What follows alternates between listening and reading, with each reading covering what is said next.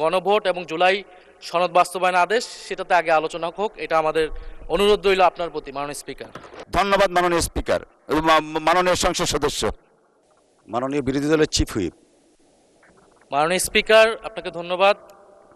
মাননীয় স্পিকার, আমরা হয়তো ভুলে যাচ্ছি যে আমরা এই সংসদটা কিভাবে গঠিত হয়েছে এবং জাতীয় সংসদ নির্বাচনের পাশাপাশি এখানে গণভোট অনুষ্ঠিত হয়েছিল, কিন্তু এখন সংসদের কার্যক্রম দেখলে মনে হচ্ছে যে এই ধরনের কিছুই যেন হয়নি।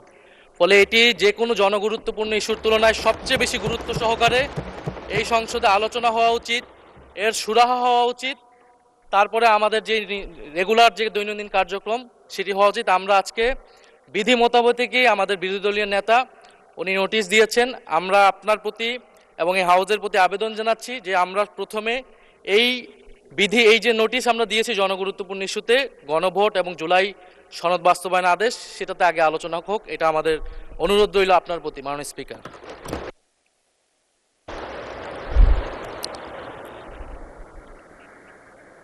মাননীয় বিরোধী দলের মাননীয় চিফ হুইপ। জি, মাননীয় স্পিকার, বিরোধী দলের নেতার প্রতি যথাযথ সম্মান রেখেই বলছি, এটা যাবৎকাল বাংলাদেশের স্বাধীনতার পর থেকে যা হয়ে আসছে, যার কাস্টম এবং যেটা রেওয়াজ আমরা চালু করেছি, তা হলো এই যে সংসদ সদস্যদের অধিকার যে প্রশ্নোত্তর, আমরা সংসদকে লায়াবল করব, তাদের কাছে অ্যাকাউন্টেবল করব।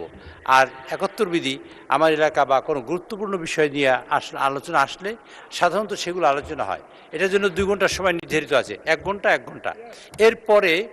এরপরে বিজনেসের দিনের এই সকল বিষয়ে আলোচনা আসতে পারে। যেমন মাননীয় বিরোধী দলীয় নেতা যে কথা বলেছেন, আমরা অত্যন্ত সম্মানের সাথে বলি, নিশ্চয়ই এটা আলোচনা আসবে, আজকেও আলোচনা আসতে পারে, অথবা সংসদ মাননীয় স্পিকার যেভাবে নির্ধারিত করেন এই বিষয়টা আলোচনা হতে পারে, এবং এটা অত্যন্ত গুরুত্বপূর্ণ বিষয় তিনি নিয়ে এসেছেন।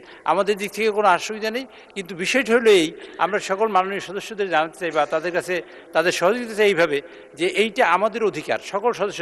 বেসরকারি সদস্য হলো যে মন্ত্রী বাদে এবং হুইপ চিফ হুইপ বাদে সকল সদস্যই বেসরকারি সদস্য, সরকারি বেঞ্চ হোক অথবা অপোজিশন হোক। কাজে তাদের অধিকারটা হলো 2টা জায়গায় থাকে, সেটা হলো প্রশ্নোত্তর এবং ৭১ বিধি।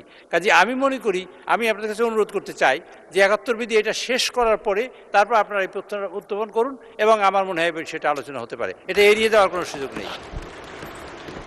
মাননীয় বিরোধী দলের নেতা, আপনার দৃষ্টি আকর্ষণ করছি, আপনার যে নোটিশটা এনেছেন সেটা আমরা দেখছি।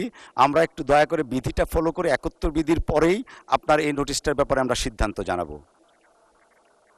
ধন্যবাদ মাননীয় বিরোধী দলের নেতা। জি, ৭১ বিধিতে কার্যসূচিতে যাই।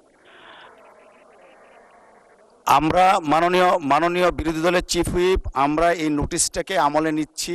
এই বিষয়ে আমরা সিদ্ধান্ত ৭১ বিধির শেষ হওয়ার পরে এই বিষয়ে আমরা ফিরে আসব।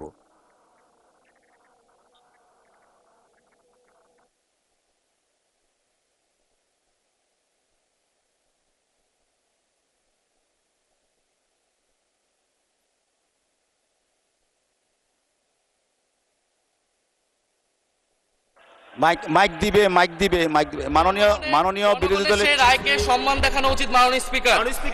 মাইকটা অন করেন।